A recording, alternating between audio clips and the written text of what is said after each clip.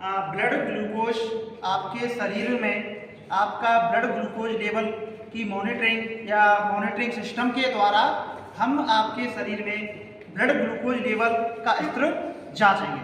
तो मैं आपको बता दूं कि ब्लड ग्लूकोज लेवल एक एडल्ट पर्सन में या एक स्वस्थ मनुष्य में आपका जो ब्लड का लेवल है वो आपका 80 से लेके 110 mg प्रति dl होता है। कितना होता है? 80 से लेके 110 mg प्रति dl होता है। mg dl का मतलब होता है मिलीग्राम प्रति डेसीलीटर। कितना होता है? मिलीग्राम प्रति डेसीलीटर होता है। देखो, ग्लूकोज लेवल जांचने से पहले ग्लूकोज के बारे में मैं बता दूं थोड़ा सा कि देखो, ग्लूकोज लेवल हमारी बॉडी में एक एनर्जी प्रोवाइड कराता है। ग्लूकोज हमारी बॉडी में एनर्जी प्रोवाइड कराता है। देखो, ग्लूकोज को मेंटेन करना, बॉडी में ग्लूकोज का लेवल जांचना, इससे पहले एक थोड़ी सी प्रक्रिया है जिसे हमें समझना है। देखो, हमारे शरीर में एक ऑर्गन्स है जिसका नाम है पैनक्रियाज। क्या है?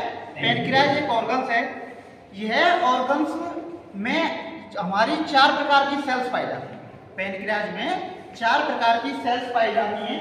इन सेलों को हम कहते हैं alpha cell, beta cell, delta cell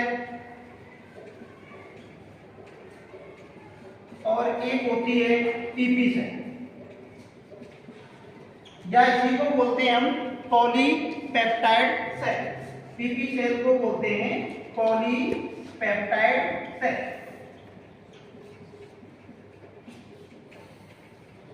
इसमें जो अल्फा सेल होती है, अल्फा सेल जो होती है वो आपकी एक हार्मोन निकालती है जिसे हम कहते हैं ग्लूकागॉन हार्मोन।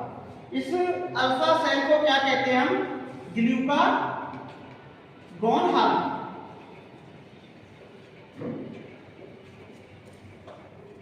ये ग्लूकागॉन जो हार्मोन है ये आपकी एक सेल है पैनक्रियाज के अंदर, अल्फा सेल। इस अल्फा सेल के द्वारा ग्लूकागॉन हार्मोन निकाला जाता है। देखिए, ये ग्लूकागॉन जो हार्मोन है ये करता क्या है? ये क्या करता है कि आप जो ग्लूकोज लेते हो, आप जो ग्लूकोज या आप कार्बोहाइड्रेट के रूप में जो ग्लूकोज एब्जॉर्ब करते हो, ये ग्लूकोज क्या होता है? आपके ग्लाइकोजन के रूप में कन्वर्ट होके, ग्लाइकोजन के रूप में कन्वर्ट होके आपकी स्केलेटल मसल्स और लीवर में स्टोरेज हो जाता है। जब आपका ग्लूकोज ग्लाइकोजन में कन्वर्ट होता है और यह आपके स्केलेटल मसल्स और आपके लीवर में क्या हो जाता है? स्टोरेज हो जाता है। तो ये ग्लूकागॉन क्या करता है? जब बॉडी को एनर्जी की आवश्यकता होती है तो ये ग्लूकागॉन उस ग्लूकोनोजन को ग्लूकोज में तोड़ देता है। दूसरी सेल है आपकी बीटा सेल्स। ये बीटा सेल्स आपकी एक हार्मोन निकालती है। उस हार्मोन को हम जानते हैं इंसुलिन के रूप में। किसके रूप में? इंसुलिन के रूप में, इंसुलिन हार्मोन। देखिए, ये इंसुलिन जो हार्मोन है वो हमारी पैनक्रियाज की बीटा सेल्स के द्वारा सीक्रेट होता है। किसके द्वारा सीक्रेट होता है? बीटा सेल के द्वारा इंसुलिन हार्मोन निकाला जाता है। देखिए, इंसुलिन जो हार्मोन है उसका जो कार्य है, अपना जो वर्क करती है, ये क्या करती है कि इंसुलिन हार्मोन ग्लूकोज को, आपके ग्लूकोज को ग्लाइकोजन में कन्वर्ट करती है। आप जब कोई भी कार्बोहाइड्रेट या कोई भी ग्लूकोज बॉडी में इंटेक करते हैं तो यह इंसुलिन हार्मोन उस ग्लूकोज को ग्लाइकोजन में कन्वर्ट कर देती है। जो ग्लूकोज का लेवल है वो आपकी बॉडी में 80 to 110 mg प्रति डेसीलीटर पाया जाता है। जब यह ग्लूकोज लेवल एक एडल्ट पर्सन या हम कहते हैं कि एक हेल्थी पर्सन का होता है, तो इस ब्लड ग्लूकोज लेवल की हमारे शरीर में जो रक्त है उसमें शर्करा का मान कितना है, और वो कितना है 80 से लेके 110 mg प्रति डेसीलीटर है। अब इस 80 से लेके 110 mg प्रति डेसीलीटर से अगर ब्लड में ग्लूकोज लेवल का मान अधिक हो जाता है, अगर 80 से लेके 110 mg प्रति डेसीलीटर से हमारी बॉडी में ग्लूकोज का मान अधिक हो जाता है, तो इस कंडीशन को हम कहते हैं हाइपरग्लाइसीमिया। क्या बोलते हैं? हाइपरग्लाइसीमिया। हाइपरग्लाइसीमिया कहते हैं, और इसी को हम कहते हैं उच्च रक्त शर्करा। उच्च रक्त शर्करा। अगर ब्लड में ग्लूकोज लेवल 80 से नीचे चला जाता है, तो यह आ जाता है 40 तक, 60 तक आ जाता है, तो इसको कहते हैं हम हाइपोग्लाइसेमिया। इसको बोलते हैं हाइपोग्लाइसेमिया। देखिए, आपकी जो ये कंडीशन है हाइपरग्लाइसीमिया और हाइपोग्लाइसीमिया, यह दोनों कंडीशन आपकी डिपेंड करती हैं इंसुलिन हार्मोन और ग्लूकागोन हार्मोन। देखो हाइपर जो ग्लाइसीमिया जो डिजीज है, हाइपर ग्लाइसीमिया जो डिजीज है, इसी को हम कहते हैं डायबिटीज मेलाइटस। इसी को कहते हैं हम डायबिटीज मेलाइटस, और इसी डिजीज को हम बोलते हैं 3P डिजीज। कौन सी डिजीज? 3P disease. हाइपरग्लाइसीमिया जो कंडीशन होती है, उसी कंडीशन को हम बोलते हैं डायबिटीज मेलाइटस या 3P डिजीज। 3P डिजीज का मतलब है कि पॉलीयूरिया, दूसरी P का मतलब है पॉलीडिप्सिया, तीसरी P का मतलब है पॉलीपेप्टिया। पॉलीयूरिया, पॉलीडिप्सिया या पॉलीफिजिया, आपके ब्लड में जो ग्लूकोज है, आपके शरीर में ग्लूकोज की जो मात्रा है वो कितनी है, कैसे उसको चेक किया जाता है, और कौन कौन से हार्मोन के द्वारा रेगुलेट होती है, ये मैंने बताया। आपके शरीर में ग्लूकोज की मात्रा 80 से 110 mg प्रति DL होती है। आपके ग्लूकोज लेवल को जो रेगुलेट करते हैं वो आपके ग्लूकागोन हार्मोन और इंसुलिन हार्मोन होते हैं। आपका ग्लूकागोन हार्मोन ग्लाइकोजन को ग्लूकोज में कन्वर्ट करता है, और इंसुलिन हार्मोन आपके ग्लूकोज को ग्लाइकोजन में। ब्लड ग्लूकोज लेवल का एग्जामिनेशन करेंगे कि ब्लड ग्लूकोज लेवल प्रत्येक व्यक्ति का अलग अलग होता है, किसी का कुछ आएगा, किसी का डिफरेंट आते हैं। तो आज हम ब्लड ग्लूकोज लेवल का जांच करेंगे। तो ब्लड ग्लूकोज लेवल को जांच करने के लिए हमें एक मीटर की आवश्यकता होती है, जिसे हम ग्लूकोमीटर के नाम से जानते हैं। इस ग्लूकोमीटर में इसके डिफरेंट पार्ट होते हैं, जिन्हें हम ग्लूकोमीटर के द्वारा हम बॉडी में ग्लूकोज लेवल का एग्जामिनेशन करते हैं।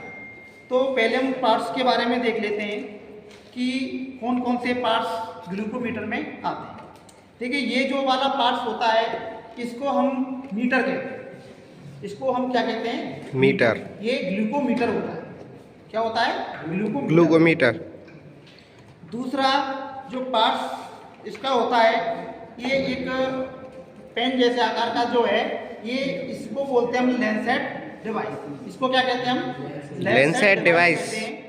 और जो प्रिक करने के लिए जो नीडल्स आती हैं उनको हम कहते हैं लैंसेट। क्या कहते हैं? लैंसेट कहते हैं। इसमें जो मोस्ट इम्पोर्टेंट है वो है इसकी ग्लूको स्ट्रिप। इसकी जो ग्लूको स्ट्रिप होती हैं, इनके द्वारा हम ब्लड ग्लूकोज लेवल को जांचते हैं।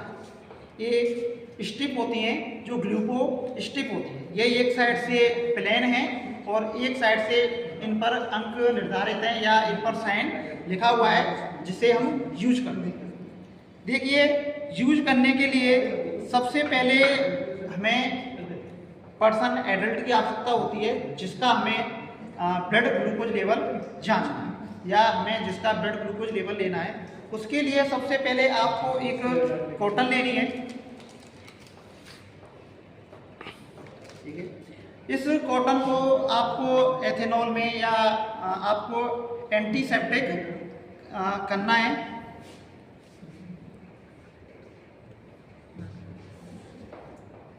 इसके बाद आपको जिस व्यक्ति का ब्लड ग्लूकोज लेवल जांचना है उस व्यक्ति के फिंगर को आपको क्या करना है, साफ करना है।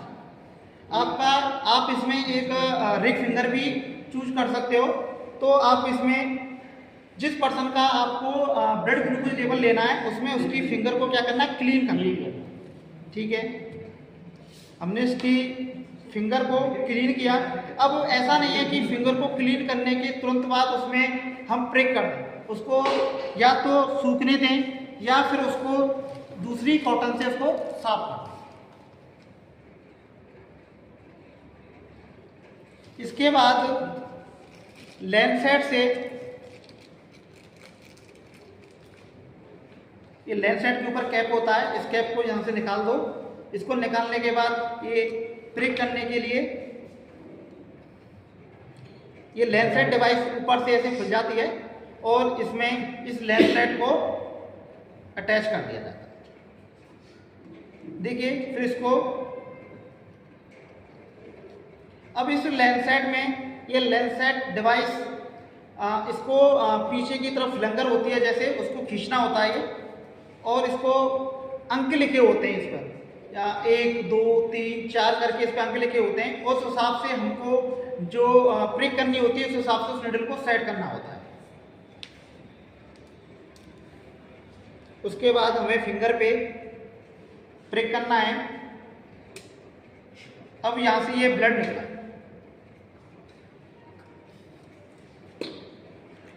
अब जो आपकी स्ट्रिप है इस स्ट्रिप को आपको इस ग्लूकोमीटर में लगाना है और ये जो स्ट्रिप होती है इसमें साइन दिखे होते हैं जिसमें एरो होता है और एरो की तरफ से उसे हम ग्लूकोमीटर में लगाते हैं।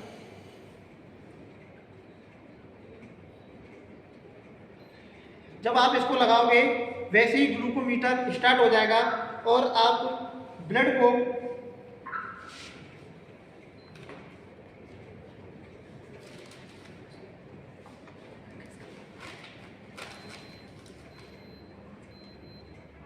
इस फिंगर को साफ कर देना है।